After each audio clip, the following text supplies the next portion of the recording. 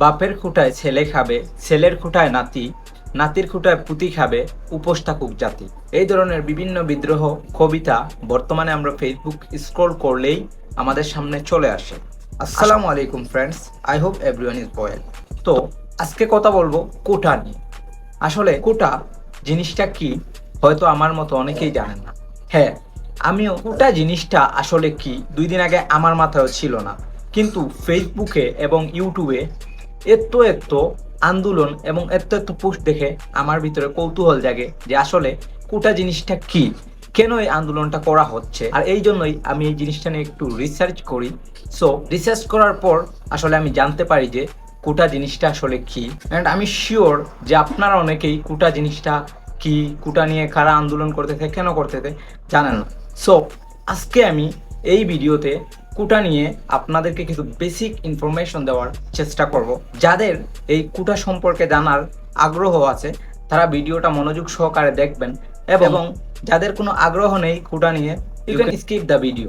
So আজকে আমি কোটা নিয়ে আসলে যেই বেসিক ইনফরমেশনগুলো আপনাদেরকে দিব তার মধ্যে আমি 4টা পয়েন্ট ক্লিয়ার করে রেখেছি। আজকে আমি কোটা সম্পর্কে 4টা পয়েন্ট নিয়ে আপনাদের সাথে কথা বলবো। এক হচ্ছে কোটা জিনিসটা আসলে কি, কোটা জিনিসটার প্রচলন কি বিশ্বের প্রত্যেকটা দেশেই আছে, এবং দ্বিতীয়ত হচ্ছে কোটার বিরুদ্ধে আন্দোলন কারা করতেছে এবং এই আন্দোলনটা তারা কাদের বিরুদ্ধে করতেছে। অ্যান্ড সবার শেষে 4 নাম্বার যে পয়েন্টটা আমার থাকবে সেটা হচ্ছে একজন বাঙালি হিসাবে, একজন সাধারণ জনগণ হিসাবে কোটা আন্দোলনে আপনার এবং আমার ভূমিকা রাখাটা কতটুকু প্রয়োজন বা অপ্রয়োজন। সো আবারও বলতেছি, আপনার যদি কোটা সম্পর্কে জানার আগ্রহ থাকে তাহলে আপনি ভিডিওটা মনোযোগ সহকারে দেখবেন, এবং আপনার যদি কোনো আগ্রহ না থাকে তাহলে please you can skip the video. So let's get into the main topic without wasting your time. তো আজকের ভিডিওর আমার প্রথম পয়েন্টটা এবং টপিকটা হচ্ছে কোটা আসলে কি। কোটা জিনিসটা হচ্ছে পিছিয়ে পড়া জনগোষ্ঠীকে সমতায় আনার জন্য বা কর্মসংস্থানের ব্যবস্থা করার জন্য বিশ্বের প্রত্যেকটা রাষ্ট্রে কোটার প্রচলন রয়েছে। আমাদের বাংলাদেশ স্বাধীন হওয়ার আগে আমরা বাঙালিদের জন্য আসলে কোটার প্রচলনটা ছিল না। 1971 সালে বাংলাদেশ স্বাধীন হওয়ার পরে বঙ্গবন্ধু শেখ মুজিবুর রহমান এই কোটার প্রচলনটা আমাদের দেশে প্রচলিত করেছিলেন। মানে এই যে কোটাগুলা, আসলে কোটা বলতে কি, ফর এক্সাম্পল আমি আপনাদেরকে বলি, যেমন ধরেন আমাদের দেশে প্রতিবন্ধী আছে, তারপর যেমন ধরেন আমাদের দেশে প্রতিবন্ধী আছে, প্রতিবন্ধীদের জন্য একটা কোটা চালু থাকবে, যেইটা থেকে প্রতিবন্ধীরা যেই কোটার কারণে, কোটা প্রচলিত থাকার কারণে তারা প্রতিবন্ধী হয়েও চাকরি বাকরি বা কর্মসংস্থানের সুযোগ সুবিধা পাবে। অ্যান্ড সেকেন্ড হচ্ছে ধরেন আমাদের দেশে শ্রমিকেরা আছে, শ্রমিকের ফ্যামিলি থেকে সরকারি চাকরির ক্ষেত্রে গভর্নমেন্টের যেই বিষয়গুলো, আসলে কোটা জিনিসটা বেসরকারি কোনো কিছুর জন্য, আমি আপনাদেরকে আরেকটা ইনফরমেশন দিয়ে রাখি, কোটা জিনিসটা আসলে বেসরকারি জিনিসের জন্য না, কোটা জিনিসটা হচ্ছে সরকারি চাকরি বা কর্মসংস্থানের ক্ষেত্রে কোটার প্রচলনটা চালু হয়েছে বা বিশ্বের সব দেশেই প্রায় চালু আছে। তো কোটাটা আসলে এই জন্য যে ধরেন প্রতিবন্ধী, শ্রমিক, তারপর একটা শ্রেণী হচ্ছে মুক্তিযোদ্ধা, একটা শ্রেণী হচ্ছে মেধাবী। সো এই টাইপের এই যে আলাদা আলাদা আলাদা আলাদা কোটার আলাদা আলাদা অবস্থানের মানুষেরা আছে, সেই অবস্থানের মানুষগুলাকে আসলে কোটার মাধ্যমে তাদের সরকারি কর্মসংস্থান এবং চাকরির ব্যবস্থা করে দেওয়ার জন্যই মূলত কোটার প্রচলন। এখন ধরেন হচ্ছে গিয়ে কোটা, এখন আমি আপনাদেরকে একটু এক্সাম্পল দিয়ে বুঝিয়ে দিই যে কোটাটা যারা এখনো আমার কথা শুনে বুঝতে পারে নাই তাদেরকে আমি এক্সাম্পল স্বরূপ বুঝিয়ে দিচ্ছি।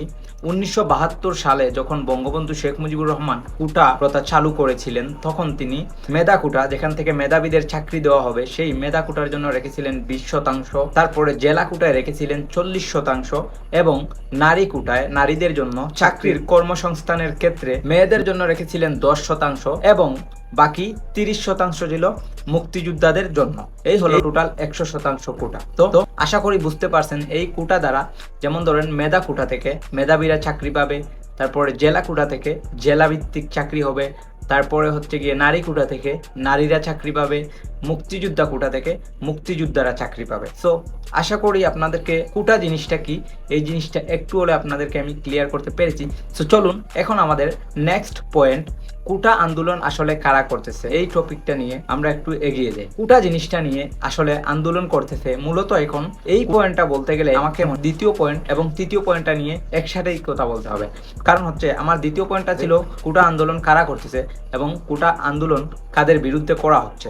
তো এই দুইটা পয়েন্টকে আমি এক করে কথা বলতেছি, কারণ হচ্ছে দুইটা জিনিস না চাইতেও একটার সাথে আরেকটা মিলে যাচ্ছে। এই জন্য এই দুইটা পয়েন্টকে আমি একসাথে কথা বলতেছি। ধরেন পাশের বাড়ি মানে কাশেম সাহেব মুক্তিযোদ্ধা না, কিন্তু কাশেম সাহেবের ছেলে একটা মেধাবী ছাত্র, তার ভালো চাকরি পাওয়ার যোগ্যতা আছে কিন্তু সে চাকরি পাচ্ছে না। অথচ অন্যদিকে রহিম সাহেব একজন মুক্তিযোদ্ধা, ওনার একটা ছেলে আছে বা ওনার একটা নাতি আছে নাতনি আছে এই টাইপের রিলেটিভ আছে, অথচ ওই কাশেম সাহেবের এবং রহিম সাহেবের ছেলে এবং নাতি নাতনি বা যাই হোক তাদের মধ্যে পার্থক্য হচ্ছে কাশেম সাহেবের ছেলে মেধাবী আর রহিম সাহেবের মানে মুক্তিযোদ্ধার ফ্যামিলির যেই সন্তান আছে সে মেধাবী না। কাশেম সাহেবের ছেলে মেধাবী হওয়া সত্ত্বেও সে কিন্তু সরকারি চাকরি পাচ্ছে না, কিন্তু ওইদিকে রহিম সাহেবের নাতি নাতনি ছেলে মেধাবী না হওয়া সত্ত্বেও তারা শুধুমাত্র মুক্তিযোদ্ধা ঘরের সন্তান, এই জন্য তাদের সরকারি চাকরি ইজিলি হয়ে যায়। তো এই জিনিসটা হচ্ছে দুইটা জিনিসই এক হয়ে যায়। এই এক হওয়ার জিনিসের মধ্যে এইদিকে কাহেম সাহেবের ছেলে আন্দোলন করতেছে আমি মেধাবী হওয়া সত্ত্বেও চাকরি পাচ্ছি না, অথচ সে শুধু মুক্তিযোদ্ধার ফ্যামিলির সন্তান হওয়ায় সে মেধাবী না হওয়া সত্ত্বেও চাকরিটা পেয়ে গেছে। তো এই চাকরির উত্তরাধিকারী ছিলাম আমি, কিন্তু না, সে মুক্তিযোদ্ধা করে সন্তান হওয়ার কারণে কিন্তু সে পেয়ে যাচ্ছে, আমি পাই নাই। এই জন্য ওটা আন্দোলন জিনিসটার বর্তমানে সৃষ্টি হয়েছে। এখন আপনাদেরকে এই ছোট্ট এক্সাম্পল দিয়ে হয়তো বুঝিয়ে ফেলছি যে আসলে কোটা আন্দোলনটা কারা করতেছে এন্ড কাদের বিরুদ্ধে করতেছে। লাস্ট যে পয়েন্টটা আমার ছিল সেটা হচ্ছে একজন সাধারণ জনগণ হিসেবে আমরা এবং আমি কি আসলে কোটা আন্দোলনে কোনো ভূমিকা রাখতে পারি কিনা এবং রাখা উচিত কিনা। এখন যদি এই পয়েন্টটা নিয়ে যদি আমাকে কথা বলতে হয় তাহলে আমি বলবো অবশ্যই, যেহেতু এটা রাষ্ট্রীয় একটা বিষয়ে আমি একজন রাষ্ট্রের জনগণ হিসাবে, আপনি একজন রাষ্ট্রের জনগণ হিসাবে, নেগেটিভ হোক পজিটিভ হোক একটা রাষ্ট্রীয় বিষয় যেহেতু, সেই জন্য একজন জনগণ হিসাবে আপনার অবশ্যই ভূমিকা রাখার অধিকার আছে। আমাদের দেশে কি হচ্ছে ওই যে একটু আগে বললাম কাশেম সাহেবের ছেলে মেধাবী, অথচ ওইদিকে রহিম সাহেব মুক্তিযোদ্ধা হওয়ায় রহিম সাহেবের নাতি নাতনি ছেলে হোক মেয়ে হোক যাই হোক মেধাবী না, কিন্তু তারা মুক্তিযোদ্ধা করে সন্তান হওয়ার কারণে তারা সরকারি চাকরি খুবই সহজে পেয়ে যাচ্ছে। এই জিনিসটার কারণেই আসলে আন্দোলনটার শুরু। আর আমাদের দেশে বর্তমানে এমন অনেক মানুষ আছে, প্রতারক আছে, যারা মুক্তিযোদ্ধা করে সন্তানও না, কিন্তু সে টাকা খাইয়ে মানুষকে টাকা দিয়ে মুক্তিযোদ্ধা করে সন্তান সেজে তারা সুযোগ সুবিধা পাচ্ছে, অথচ আমাদের দেশের মেধাবীরা যে সুযোগ সুবিধাগুলো পাওয়ার কথা ছিল তারা সেগুলা পাচ্ছে না। এই জিনিসগুলাকে আমাদের সমাজ থেকে নির্বিচ্ছিন্ন করতে হলে আমাদেরকে অবশ্যই এই কোটা আন্দোলনে অংশগ্রহণ করা এবং ভূমিকা রাখা উচিত। এখন কোটা আন্দোলনে আপনি আমি কিভাবে ভূমিকা রাখতে পারি, যেমন ধরেন এই যে আমাদের দেশে অনেক অনৈতিক কাজ হচ্ছে, আমাদের দেশে অনেক মেধাবীরা তাদের নিজেদের ভিতরে এবিলিটি থাকা সত্ত্বেও তারা তাদের যোগ্য স্থানে তারা যেতে পারতেছে না, অথচ অনেকে দেখবেন মুক্তিযোদ্ধা ফ্যামিলির সন্তান না, তারা কিন্তু টাকা খাইয়ে হেনতেন ঘুষ দিয়ে তারা কি করতেছে, তারা যেই জায়গার যোগ্য না সেই জায়গাতে তারা চলে যাচ্ছে। এই দিকটা দিয়ে যদি আপনি চিন্তা ভাবনা করে দেখেন তাহলে আসলে কোটা আন্দোলনটা ভুল কিছু নয়। এই জিনিসটা কিন্তু আমাদের ভবিষ্যৎ প্রজন্ম, আমাদের তরুণদের এগিয়ে যাওয়াতে অনেকটা বাধা দিচ্ছে। সো এই জিনিসগুলা চিন্তা ভাবনা করে যদি আমরা দেখি, একজন বাংলাদেশের নাগরিক হিসাবে, সাধারণ জনগণ হিসাবে এই জিনিসগুলা নিয়ে আমাদের ভাবা উচিত।